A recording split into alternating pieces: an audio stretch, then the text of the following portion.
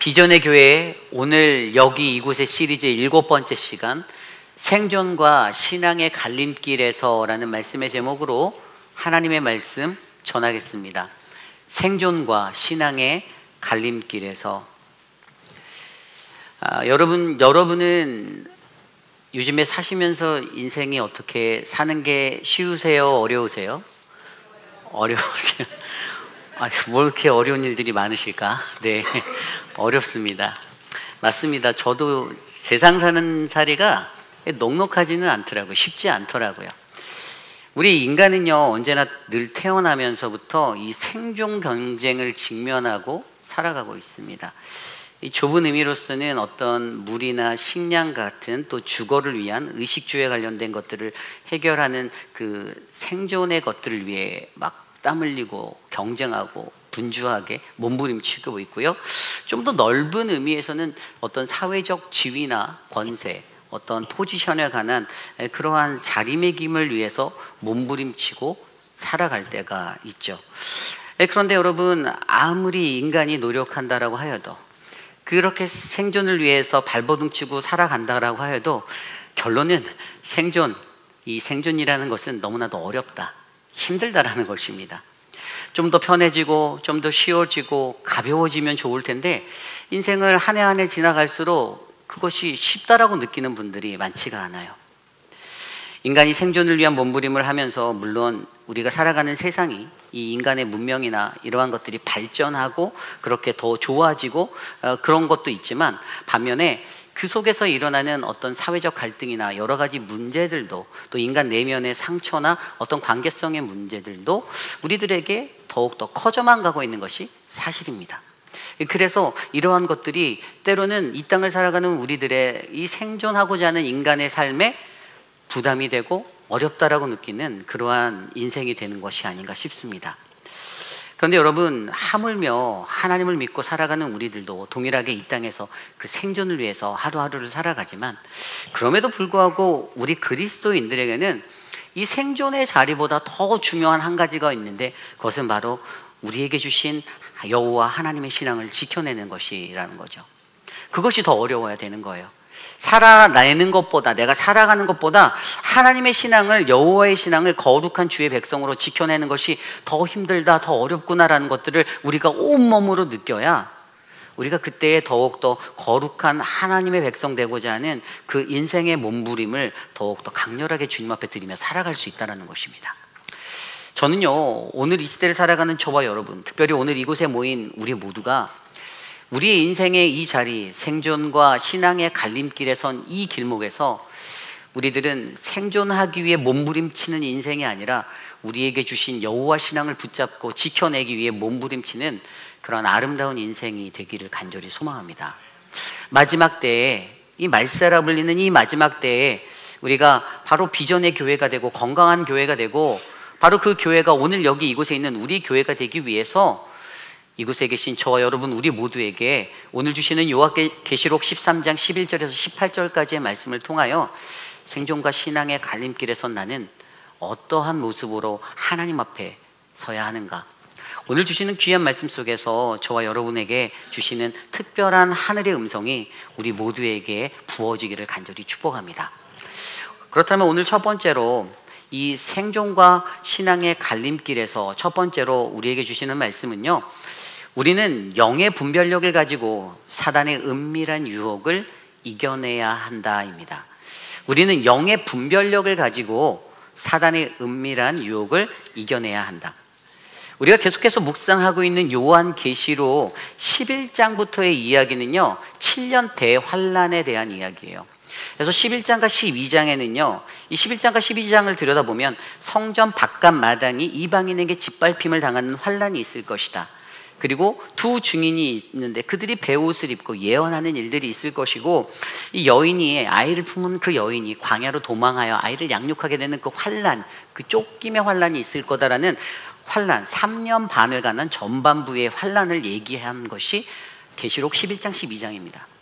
그리고 오늘부터 시작되는 23장 후반이 바로 또 다른 3년 반의 후반에 나오는 그 환란인데요, 우리가 앞선 어제 말씀에서부터 시작해서 보았듯이 이 짐승이 박해하고 죽이는 짐승, 그래서 바다에서 올라온 짐승, 오늘 말씀에 땅에서 올라온 짐승을 통해서 이 땅에 살아가는 모든 이들이 고난을 받고 환난을 당하는 그 이야기를 하고 있는데, 그래서 오늘 이야기 이제 13장 11절부터는 땅에서 올라온 짐승에 관한 이야기를 나누려고 하는 거예요.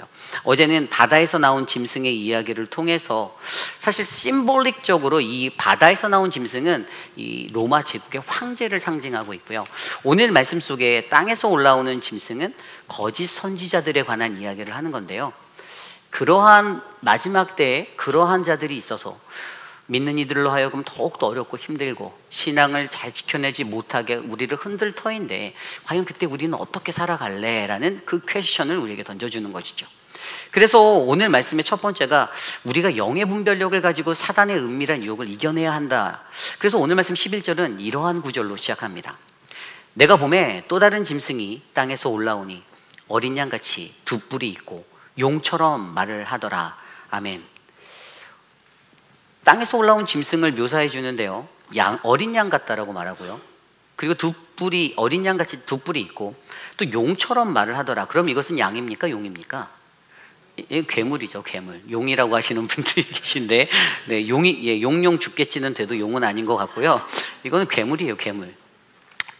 이거는 어떤 정확한 어떤 생물학적인 정체성이 없는 그러한 모호한 혼합적인 그러한 괴물입니다. 그런데 묘사되어진 이것들을 통해서 우리는 이 땅에 살아갈 때 사실 이 양 같은 두 뿔이 있는 용처럼 말을 하는 것이 사실 거짓 선지자들을 이야기하는 거라고 설명을 하고 있거든요. 그 거짓 선지자들이 어떠한 모습의 특징을 가지고 나오는지를 말씀에서 살펴볼 수 있어요. 오늘 말씀 속에서 이들이요, 거짓 선지자들이 가지고 있는 그 모습을 보여주는 내용이 그 뒤에 12절 이후에도 나와요. 12절 이후에 보면요, 12절에는 권세를 행한다고 해요. 어떤 권세냐? 먼저 나온 짐승의 모든 권세를 그 앞에서 행하고, 앞에 나온 그 바다에서 나온 짐승, 그 용에 관한 그 권세가 똑같이 그에게 있다라는 거예요. 그러면서 그 다음 구절에 보면 12절의 뒤쪽에도 이 짐승을 경배하는 이러한 우상 숭배로 이끄는 그러한 것들을 그가 강요한다라고 이야기하고 있어요. 그리고 13절에 보면 큰 이적을 일으킨다, 큰 이적을 행하되 심지어 사람들 앞에서 불이 하늘로부터 땅에 내려오게 하고 하늘에서 불이 땅에 내려오는 그러한 기적적인 이적도 행한다라고 나와 있습니다. 그리고 14절에 보면 이 첫째 짐승을 위해 우상을 만들라고 하는 그 우상 제작을 강요하기도 하고요. 또 15절 말씀에 보면 경배하지 않으면 다 죽일 것이다 해서 우상을 경배하게, 그가 권세를 받아 그 짐승의 우상에게 생기를 주어 그 짐승의 우상으로 말하게 하고, 또 짐승의 우상에게 경배하지 아니하는 자든 몇이든지 다 죽이게 하더라라는 이 권세를 갖고 있다고 설명합니다. 그런데 여러분, 이들의 이러한 모습들을 보면서 오늘 아까 읽었던 11절 말씀을 통해서 그때 마지막 때에 이 땅에서 올라온 짐승, 거짓 선지자들은 어떤 모습으로 우리들에게 접근하는가? 첫 번째 모습은 위장술을 가지고 나타난다는 거예요. 아까 제가 설명드린 대로 겉모습은 어린 양 같으나 그러나 용처럼 말을 하는, 여기서 용처럼 말을 한다라는 것은 뭐냐면요, 이 용처럼 굉장히 포악하게 말을 하는 거예요. 선한 모습으로 겉은 위장하였으나 실질적으로는 그 속에는 아주 용과 같은 그 어떤 간교함과 간사함이 서려 있어서 그들의 근본적인 목적은 하나님 앞에 어린 양 되어 살아가고자 하는 거룩한 주의 백성들을 하나님으로부터 끊어내고 흐트러뜨리려고 하는 목적을 가지고 접근한다는 것입니다. 결국에 그들이 가지고 있는 이 위장 전술, 겉으로는 선한 사람 같아 보이나 정말로 실제적으로는 그 영혼을 어떻게 해서든지 하나님으로부터 떨어뜨리고 깨뜨리려고 하는 그러한 악한 의도를 가지고 접근하는 그들의 위장 전술을 보여주고 있는 거죠. 그리고 두 번째 전술은 모방술을 가지고 접근해요. 이 모방 전술이 뭐냐? 아까 그들이 가지고 있었던 권세와 짐승을 경배하고 우상을 제작하고 우상을 경배하는 이 모든 것들, 거기에 좀 더 더해서 이런 하늘의 권세를 가진 것, 또 예수 그리스도의 부활을 모방하고 흉내냈던 모습들, 하늘을 경배하고 믿음의 표를 주는 여러 가지 모습들이요, 다 예수 그리스도를 모방하는 거예요. 예수 그리스도를 쫓아서 모방하면서 그 모방수를 가지고 13절에 큰 이적을 행하되, 이적을 행하는 그 모든 것들도 예수처럼, 예수님처럼 다 따라하고 우리로 하여금 현혹되게 만들어서 우리가 바라봐야 할 하나님, 예수 그리스도가 아니라 다른 곳에 우리의 시선을 옮기게 만드는 그러한 모방적인 모습으로 우리에게 접근한다라는 것이죠. 여러분, 여기서 이것이 굉장히 중요한 것은요, 겉으로는 무언가 신앙이 완전한 것 같고 온전해 보이고 괜찮아 보이는 그러한 모습으로 우리들에게 다가오나 실제로는 매우 성경적이지 못하고 오히려 분열과 하나님과의 우리 관계 속에 불신을 조장하고, 그리고 우리를 미혹함으로써 우리가 하나님께 가까이 나아가는 것을 어떻게든 끊어내려고 하는 그런 미혹의 영이 바로 이러한 거짓 존재들에게 존재한다는 것이죠. 여러분, 이것이요 그냥 어떤 들려지는 하나의 논리적인 것이 아니라 실제적으로 우리의 신앙의 삶에서도 이러한 일들은 넘쳐납니다. 여러분, 우리가 존재하는 공동체나 어떤 사람들이 모여 사는 곳에서도요, 사기는요 이렇게 저같이 사기치게 보이는 사람만 사기치는 게 아니라 사기를 안 칠 것 같은 사람이 대부분 사기를 쳐요. 그렇지 않습니까? 대부분 그래요. 굉장히 사지 멀쩡하고 괜찮은 양반이고 뭔가 굉장히 나이스해 보이고 좋은 사람인데 마지막에는 사기를 치고 도망가신 어르신이 되어 있는 그런 사람들 겉보기가 다르다라는 거예요. 우리가 보기에는 저 사람 너무 열심히 일한다, 저 사람 정말 최고구나, 굉장히 열정을 가지고 너무나도 귀한 일꾼이다 라고 말하지만 그들의 속과 내면에는 다른 의도와 다른 목적을 가지고 공동체를 접근할 때가 훨씬 더 많다라는 것입니다. 신천지가 대표적으로 그래요. 신천지라는 이단은 교회라는 공동체 안에 들어가서 정말로 엄청나게 섬깁니다. 말하지 않고 섬겨요. 그러다가 하나씩 잠식을 하죠. 성도들과 모든 사람들로부터 인정을 받습니다. 그러다가 어느 정도 섭외가 되면 목회자나 리더십들을 쫓아내기 위해서 사람들을 흔들기 시작하죠. 저 사람이 하는 말이 이랬어 저랬어 이렇게 해서 분위기를 만들어서 군중 심리를 움직입니다. 그리고 교회의 거룩한 지도자들을 쫓아내고 교회를 자신들의 소굴로 만들어버립니다. 이게 신천지의 전략이에요. 똑같습니다. 마지막 때에 여러분, 이 땅에 살아가는 우리들에게도 이러한 위기는 넘쳐날 수 있는 거예요. 좋은 지도자를 만나는 것, 그것들을 방해하려고 그 지도자들과 사람들과의 관계를 이간질하고 넘쳐나는 말로 망치는 그런 분열의 영이 사실 거짓을 조장하는 거짓 선지자들, 거짓 믿음의 사람들에게 위장된 모습으로, 모방하는 모습으로 그렇게 전해져서 전파되어지고 흘러가게 되어 있다는 사실이에요. 여러분, 오늘 이 시대를 살아가는 우리들에게도 그러기에 이것이 굉장히 중요하다는 것이에요. 내가 어떤 영을 가지고 살아가는가, 내가 어떠한 마지막 때를 살아가는 거룩한 하나님의 백성이 되는가는요, 여러분, 영은 영으로 아는 겁니다. 내가 알고 있는, 내가 느끼는 영에 내 수준에 걸맞는 영으로 내가 분별하게 되어져 있는 거예요. 보십시오. 세상을 살아가는 사람들 거의 이런 말 있잖아요. 끼리끼리 모인다. 이 말이 왜 생겼을까요? 끼리끼리 모인다는 같은 부류의, 그냥 같은 레벨의 같은 영의 사람들이 모이게 되어 있는 원리를 말하는 거예요. 좋은 영의 사람들이 있으면 좋은 영의 사람들에게는 좋은 영들이 모이게 되어져 있습니다. 그리고 악한 영의 사람에게는요, 그 악한 혼미한 영이 비슷한 레벨의 것들이 모이게 되어져 있는 게 영적인 원리인 거예요. 굉장히 중요한 영의 이야기를 드리는 겁니다. 그리고 이런 것들, 이러한 세상 속에서 우리가 이러한 사단 마귀 권세의 위장술과 모방술, 이것들을 우리가 깨뜨리고 이것들을 이겨내기 위해서 우리에게 가장 필요한 것이 무엇인가를 우리로 하여금 생각하게 하는데, 그것이 무엇인가? 그것은 바로 성경적인 가르침과 성령의 인도하심을 우리가 받아낼 수 있어야 한다는 것이에요. 세상이 그렇다라는 거예요. 지금 우리가 사는 마지막 때 세상이 그런 혼미한 영들이 넘쳐나서 우리로 하여금 우리를 분열하게 하고 우리를 깨뜨리려 하는데, 우리가 정신을 바짝 차리고 나아가려면 무엇이 필요한가? 성경적인 가르침과 성령의 인도하심을 받아 이 이단의 모습에 대처해야 한다는 것이죠. 여러분, 성경적 가르침에 따라서 우리가 살아가는 거 어떻게 분별할 수 있을까? 이 영을 어떻게 분별할 수 있는가? 궁금하시죠? 성경에 나와 있어요. 요한일서 4장 1절에 이렇게 나와 있습니다. 사랑하는 자들아, 영을 다 믿지 말고 오직 영들이 하나님께 속하였나니 하나님께 속하였나 시험하라. 많은 거짓 선지자가 세상에 나왔습니다. 아멘. 요한이 말합니다. 사랑하는 형제여 자매들이여, 너희가 살아가는 세상 영이 많은데, 영이 무수히도 많은데 그 영을 다 믿지 마. 오직 하나님께 그 영이 속했는지 너희가 테스트해봐, 시험해봐, 이렇게 말하는 거예요. 그럼 어떻게? 라는 의문이 떠오르죠. 그래서 요한이 그 뒤에 4장 2절 3절에 이렇게 말합니다. 하나님의 영은 이것으로 알지니 곧 예수 그리스도께서 육체로 오신 것을 시인하는 영마다 하나님께 속한 것이요 예수를 시인하지 아니하는 영마다 하나님께 속한 것이 아니니 이것이 곧 적 그리스도의 영이니라. 아멘. 간단합니다. 여러분, 하나님께 속한 것이 무엇인가? 이것은요, 바로 예수 그리스도의 신성을 인정하는 거예요. 예수는 그리스도를 인정하는 거예요.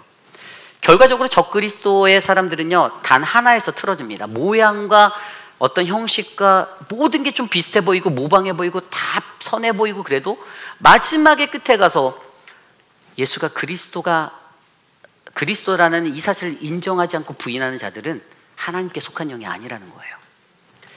그리스도가 나를 위해 십자가를 지셨고 나를 위해 십자가에 돌아가셨고 나를 위해 십자가에서 부활하셨다라는 이 믿음의 사실을 인정하고 그는 그리스도시요 살아계신 하나님의 아들이십니다라는 이 믿음의 고백을 하는 그 영이 바로 하나님이 우리에게 부어주시는 성령의 거룩하고 건강한 좋은 영이라는 것이죠.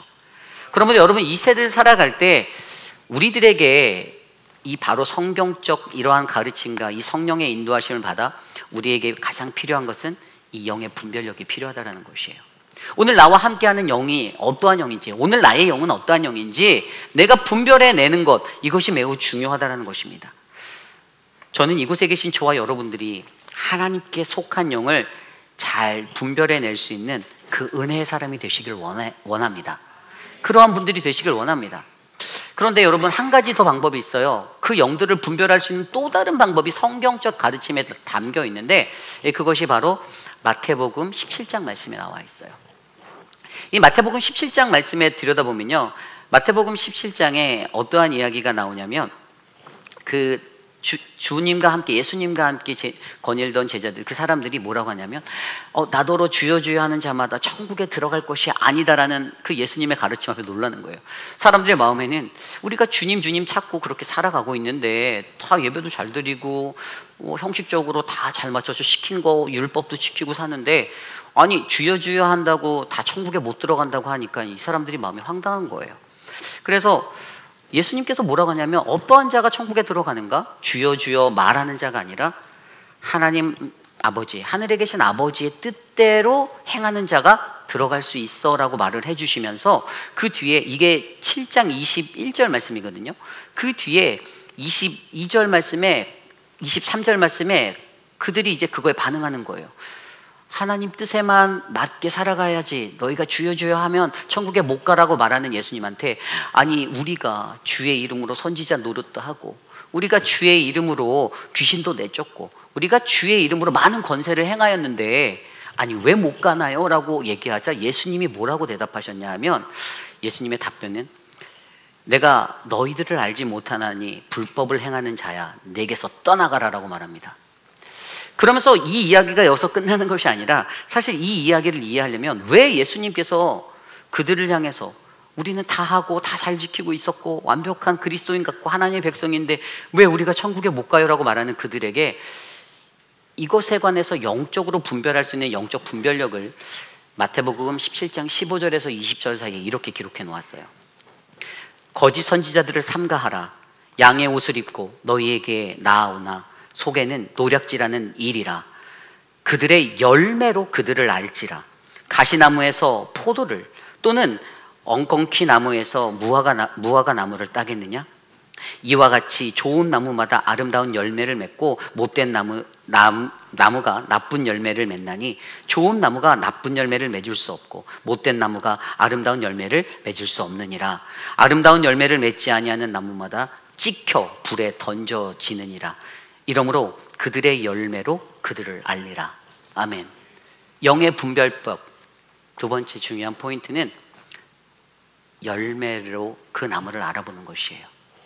이 영이 진짜인가 가짜인가를 알아보려면요, 여러분 우리가 진짜 명품백을 알아보려면 어떻게 하면 되죠? 빗속에 나가보면 알아요. 그죠? 그걸 머리에 쓰고 가면 가짜고 가슴에 품고 가면 진짜라면서요. 똑같은 거예요. 그 사람의 영을 보면 그 사람의 좋은 나무인지 그 사람이 나쁜 나무인지를 우리가 들여다보면 여러분 우리는 그 사람의 영적인 분별력의 상태에 따라 그가 어떠한 영적인 존재인지를 우리가 민감히 알아낼 수 있다는 거예요. 여러분 굉장히 중요한 원리입니다. 우리가 이 영의 분별력만 가지고 있다면 우리는요 사단 마귀가 우리를 은밀한 유혹으로 넘어뜨리는 거, 우상으로 우리를 끌어가려고 하는 거, 하나님으로부터 멀어지게 하려는 그러한, 그리고 우리 안에 관계성을 파하고 분열시키려는 것, 여러분 우리 공동체의 거룩함을 떨어뜨리는 그러한 사단 마귀의 그 악한 권세를 우리가 이 영의 분별력을 가지고 잘 이겨내시고 극복해내시기를 간절히 축복합니다. 여러분 어떠한 것이든지 저와 여러분 우리에게 우리가 하나님께 속한 것을 바르게 구별할 수 있는 영을 갖게 해달라고, 그리고 우리가 좋은 나무가 되어 건강하고 아름다운 영을 가지고 하나님 앞에 거룩한 분별력으로 믿음의 공동체에서 서로 신뢰가 쌓이고 함께 아름다운 그 주님의 은혜의 자리로 함께 동행하는 믿음의 거룩한 공동체가 되기를 간절히 축복합니다. 이것이 바로 오늘 말씀의 첫 번째, 생존과 신앙의 갈림길에서 우리는 영의 분별력을 가지고 사단의 은밀한 유혹을 이겨내야 한다입니다. 오늘 마지막으로 두 번째, 생존과 신앙의 갈림길에서 오늘 주시는 두 번째 말씀은 우리는 예수 그리스도의 흔적을 지녀 사단의 표를 끊어내야 한다입니다. 우리는 예수 그리스도의 흔적을 지녀 사단의 표를 끊어내야 한다. 오늘 말씀 16절부터 18절까지의 말씀에는 저와 여러분이 너무나도 많이 들었던 666에 관한 이야기가 나와 있어요. 16절 말씀이 이렇게 시작합니다. 그가 모든 자, 곧 작은 자나 큰 자나 부자나 가난한 자나 자유인이나 종들에게 그 오른손에나 이마에 표를 받게 하고, 17절입니다. 누구든지 이 표를 가진 자 외에는 매매를 못하게 하리니 이 표는 곧 짐승의 이름이나 그 이름의 수라. 아멘. 여러분 이 구절에서 666에 관한 이야기, 이 666은요 이 시대에 살아가던 모든 사람들에게 전해졌던 그러한 일들이었습니다. 이때 이 표식이 없으면 그들은 아무것도 할 수 없었어요. 이 로마의 시대 속에 있었던 이 나라의 상황 속에 어떠한 일들이 있었냐면, 그들이 어떤 요즘의 조합 같은 그러한 거로 길드라는 그러한 조직이 있었거든요.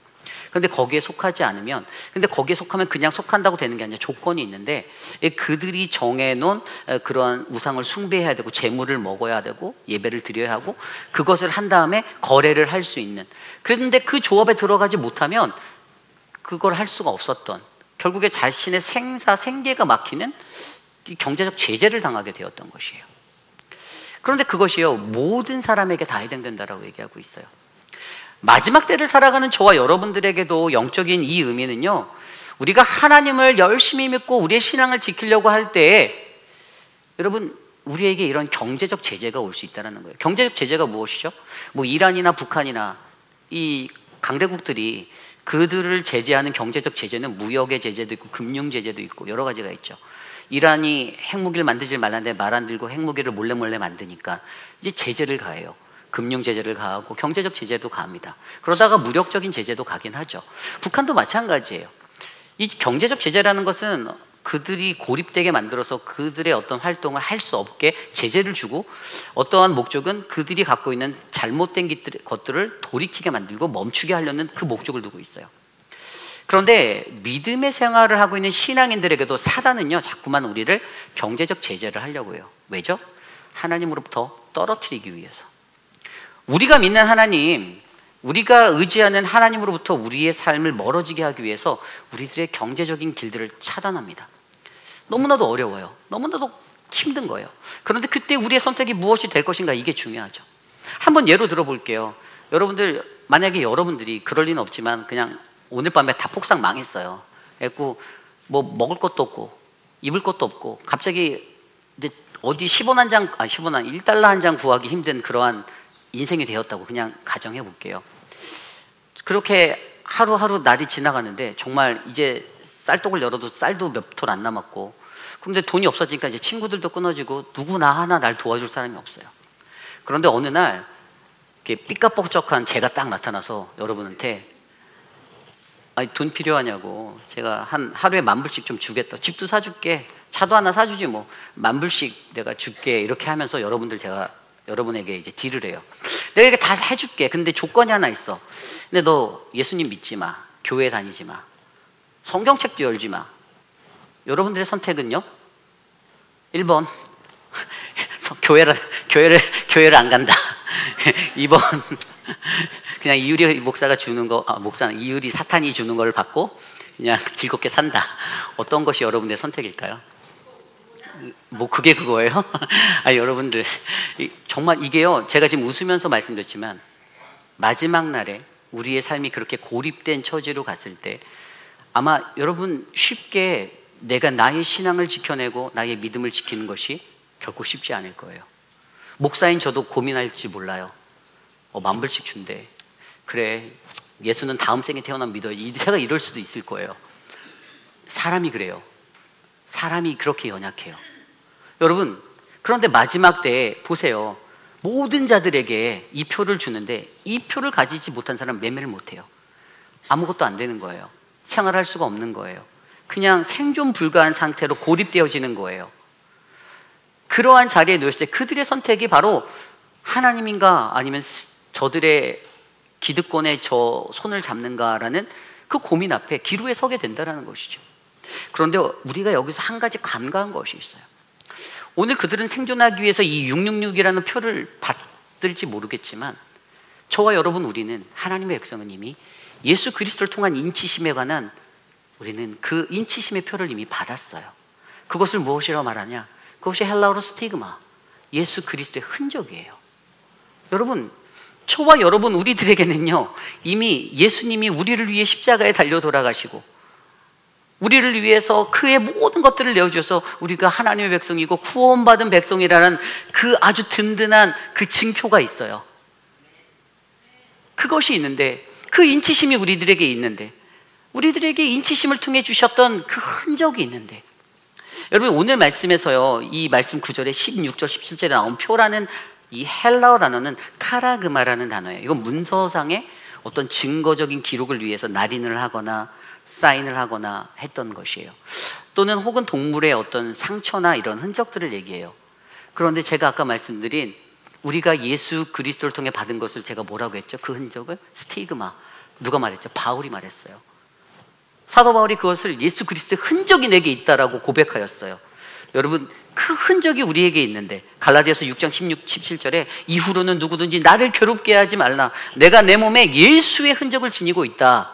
이 스티그마가 우리가 있는데, 여러분 오늘 666의 징표 이전에 이미 구원받은 하나님의 백성들에게 이 징표 스티그마가 있는데, 이 스티그마로 내가 완전히 나를 평화롭게 나를 믿지 못하고 그 예수를 내가 이해하지 못하고 내가 신뢰하지 못하니 어떻게 돼요?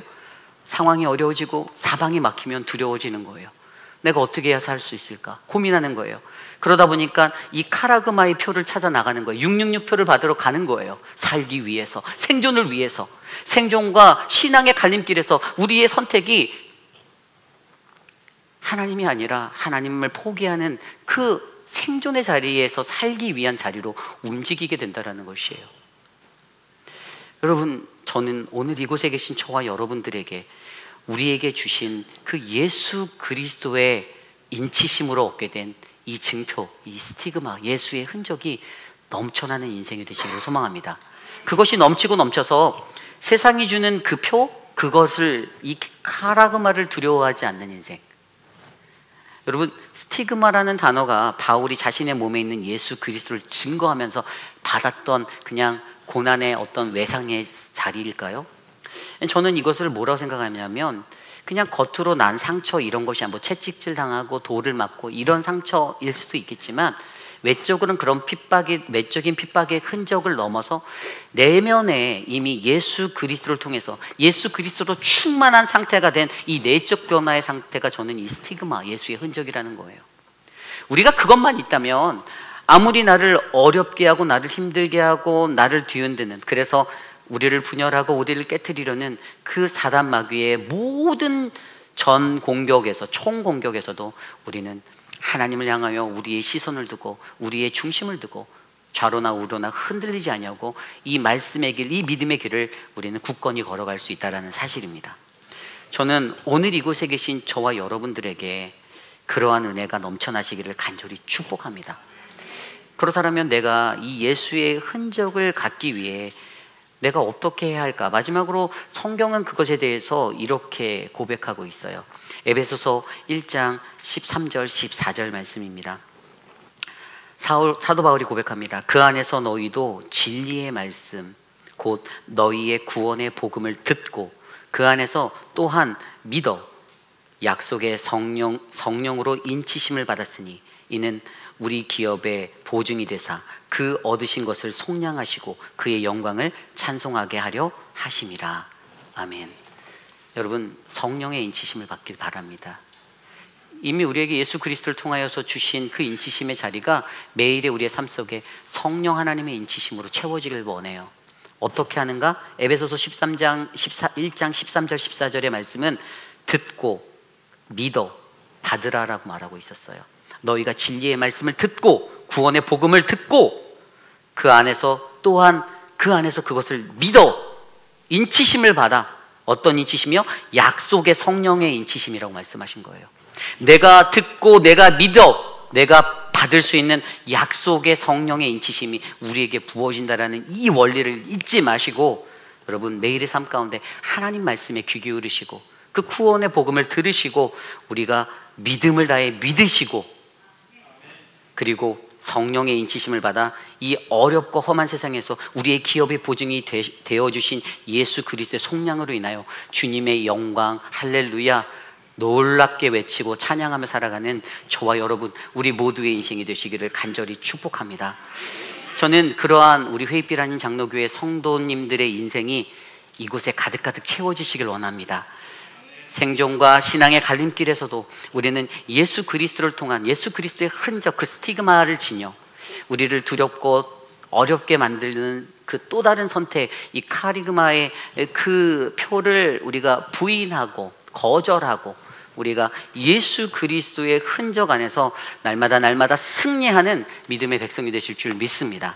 이것이 바로 오늘 말씀의 마지막 생존과 신앙의 갈림길에서 우리는 예수 그리스도의 흔적을 지녀 사단의 표를 끊어내야 한다입니다. 이제 말씀을 정리하고자 합니다. 여러분 사는 것이 평안하시기를 축복합니다. 우리 안에 계신 예수 그리스도의 흔적으로 그분으로 우리의 삶이 넉넉해지기를 소망합니다. 인간관계가 힘들고 어렵고 너무나도 매일 어떻게 하면 내가 이 길을 돌파할지 인간적인 지혜와 머리로 막 잔머리를 써가며 그렇게 고통받고 신음하며 살아가는 그러한 불쌍한 인생이 저는 저의 인생이 되지 않기를 원합니다. 또 여러분들의 인생이 그렇게 되지 않기를 원합니다. 여러분 우리에게는 그리스도 예수 그리스도 그분이 계십니다. 그분이 주신 그 은혜가 우리에게 있어 그분이 우리를 구원하여 주셨고 우리로 하여금 하나님의 자녀 되게 하셨습니다. 그러니 여러분 아무리 어렵고 힘든 그러한 상황과 환경 속에서도 묵묵하게 이 길을 믿음으로 잘 걸어 나가시기를 부탁드립니다. 생존과 신앙의 갈림길에서 여러분의 선택은 무엇입니까? 우리가 그 어려운 상황과 환경이 우리 앞에 펼쳐져 있다 할지라도 우리가 영의 분별력을 가지고 사단 마귀의 그 은밀한 유혹을 우리가 이겨내고 그리고 우리가 예수 그리스도의 흔적 그 스티그마를 지녀 바로 사단의 표 이 카라그마를 극복해내고 디나이하고 부인하고 끊어내는 그 믿음의 삶을 우리가 산다라면 아마 오늘 이곳에 있는 우리 회빛 아닌 장로교회는 하나님이 원하시는 비전의 교회 가장 아름답고 건강한 교회로 세워질 줄 믿습니다. 저는 우리 모두가 그러한 인생이 되어 오직 하나님만을 나는 주님만을 내 평생 섬기리라 고백하는 아름다운 우리 모두가 되시기를 간절히 축복합니다. 오늘 주신 말씀을 놓고 모두 자리에서 일어나 찬양할 때 어떠한 환난과 가난과 고난 수고로움 속에서 성도들이 그 믿음을 지켰습니다라고 고백하는 우리 성도의 노래를 함께 드리며 나아갑니다. 함께 찬양할까요?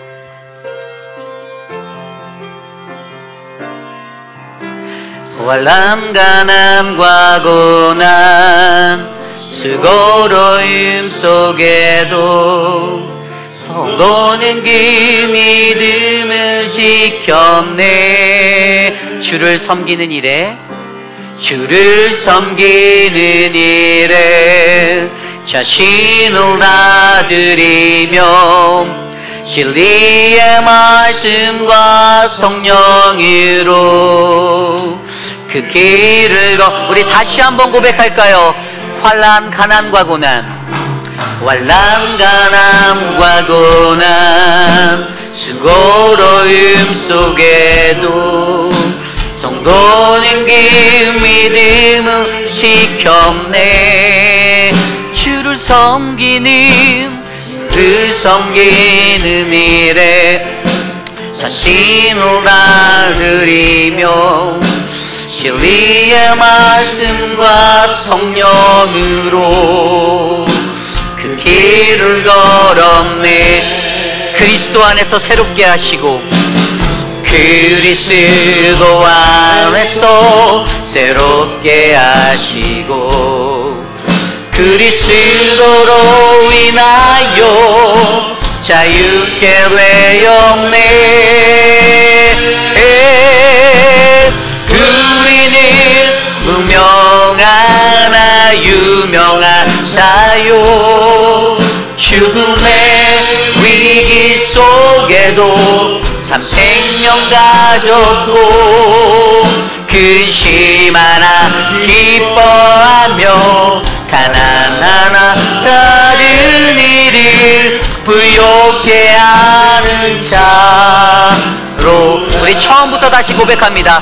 환난 가난과 고난 환난 가난과 고난 고로움 속에도 너는 그 믿음을 지켰네. 주를 섬기는 일에 자신을 다 드리며 진리의 말씀과 성령으로 그 길을 걸었네. 그리스도 안에서 그리스도 안에서 새롭게 하시고 그리스도로 인하여 자유케 되었네. 우리는 무명하나 유명한 자요 죽음의 위기 속에도 참 생명 가졌고 근심하나 기뻐하며 가난하나 다른 일을 부욕해 하는 자. 우리는 무명하나 우리는